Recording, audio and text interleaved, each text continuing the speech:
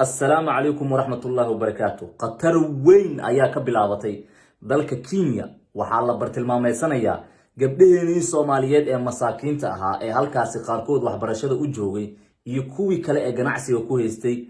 أو لغدري كوي هالكاس كسوغي كيساس دعوة أو ريروهودا أو قربها كوما خندوني إني لمدوبان waxay u muuqataa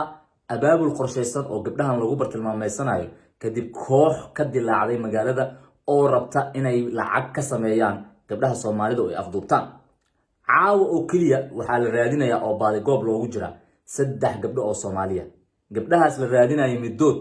ayaa video keeda ah uu soo baxay iyadoo wajiga si xun looga garaacay arxan dara ah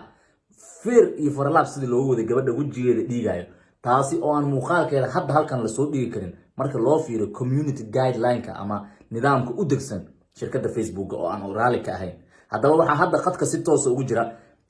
wariye Bile Bashiir oo kamida wariyayaasha Soomaaliyeed ee ku sugan dalka Kenya aadna arintan isha ugu hayay Bile see wax u socdaan bal arintan maxay tahay ma soo wajahday gabdhaheena lagu bartilmaameysanayo munasara waa mahadsan tahay waxaa bilaabatay afduub loo geysanay gabdhaha Soomaalida Kenya ku nool gaar ahaan xaafadda ay Soomaalidu u badan tahay Isli caawa waxaa si weyn baraha bulshada Soomaalida ay ku wada xiriirto gaar ahaan WhatsApp-ka social media xaafadda Isli qabsaday sheekadan soo shaabaxday ee ku aadan afduubka 3 gabdhood oo la leeyahay ilaa iyo hadda meel ay jaani cirib dhigan gabdhahan la leeyahay waa Soomaali gabar kamid waxa la yiraahdaa Xafso Maxamed Luqman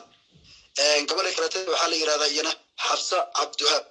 gabadha saddexaadna waxa la yiraahdaa Ummul Khair Ismaan gabdhahan saddexdoo meel ay aadeen balaleeyahay mid kamid ah gabdhaha waxa la sheegay inay ahayd dukaanley oo dukaankeeda iyadoo xiraysa isla markaana gabar kale oo afka u xiran ay daba socoto oo nin adoomiya oo Kenyan u baaqaysa ayaa muuqaal ay qabatay kaamirada la yiraahdo CCTV ee dukaanka ku xirneed waxa loo badinayaa in gabadhaas daba socotay iyo ninka meesha fadhiyay ay shaqooyinka qayb ku lahaayeen gabadhaas waxa caawa la soo bandhigay muuqaalkeeda oo argagax leh iyadoo wajiga aad looga qaraacay wajiga ka xiran labada gacmood iyo lugaha sidoo kale ka xiran waxaana la leeyahay markaas qof baa ka ag hadlaya oo luqad Kiswahili ku hadlaya isagoo leh eelkaada waa lacag weydii madax furasha lacagta gabadha laga doonayo waxa lagu sheegay inay gaarayso lacag 5 milyan oo lacagta Kenya laga isticmaalo oo u dhiganta lacag $5,000 waa gartay Bile dabcan arintan waa arin ugu oo nagu cusub Soomaalida aad ay wadankaas ugu badan tahay Kenya gaar ahaan magaalooyinka kala duwan sida Isli xaafadda ah ama Nairobi guud ahaan arintan hadda sidee looga dareemayaa marka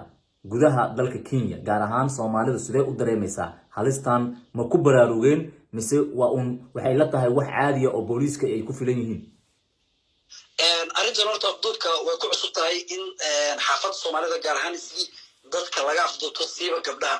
waa arin cusub waxayna u egtahay in shabakad xiriirsan ay tahay maadaama 3 gabdhood maalmihii u dambeeyay la waayay mid kamid ah maxfurasho laga dalbaday marka cabsi badan baa jirta dadka Soomaalida wadankan ku nool gaar ahaan gabdhaha aad baa looga digayaa in baabuurta ay raacaan sidoo kale waxa wadankan aad looga isticmaalaa baa loo yaqaan boda oo mootada oo laba lugeeyda ah oo gabdhaha Soomaalida xitaa qaarkood ay aad u raacaan marka cabsi badan baa jirta guud ahaan dadku way khalkhalsan yihiin muuqaalada social media la wareejinaya WhatsApp-yada digniinada socda dadku fariimo isku dirayaan oo gabdhaha la leeyahay hebelay ilaali dadku aad isku soo wacaya laakiin ilaa hadda ma jiro wax war oo ka soo baxay dhinaca dawladda gaar ahaan laamaha ammaanka xaafadan oo ku aadan afduubkan la sheegay in xaafadda ka bilowday ee muuqaaladan argagaxa leh iyo gabdhahan la raadinayo social media haysta dadkoodii ay la yihiin marka cabsi badan oo arintan ku aadan baa si weyn uga jirta xaafadda Soomaalida Isli hada dabcan wargelina la sameeyay Soomaalida waxa maqlay inay markiiba booliiska la wargeliyay dadkan la leeyahay videogan sidoo kale markii la soo bandhigay in dabcan ay bilaabatay howlgallo oo lagu baadi goobayo gabdhahaas iyo halkii la geeyay ma rajo ma jirta suuragal ka dhigi karta in gabdhahan hadda maqan ee Soomaaliyeed la soo furto oo laga soo bixiyo gacanta kooxdan ilaa hadda aan la garan karin waxa ay yihiin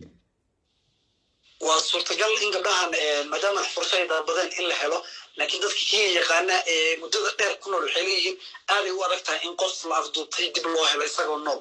oo dad badan horeysaan maybe loo afduubtay marar kala duwan la waayey iyagoo markii dambe la dilay la helay marka cabsina way jirtaa waana suurtagal in kooxdan ay yihiin koox tuuga ah ujeedkoodu yahay inay lacag ka sameeyaan gabdhaha Soomaalida marka waa suurtagal in la helo maadaama lacaga madax furasho ay dalbanayaan kulli laamaha amaanka xaafadda Islii iyo Nairobi ba arrintan runtii waa arrin looga fadhiyo inay ka jawaabaan waxa laga yaabaa saacadaha soo socda in warbixino iyo warar ay ka soo saaraan sheekada la xiriirta afduubka gabdhaha Soomaalida ee la leeyahay munasar san la socoto 3 maalmood ka hor sidan oo kale gabar Soomaaliya iyaduna waxay jirtay magaalada Mombasa oo magaalo xeebeed dalka Kenya ka tirsan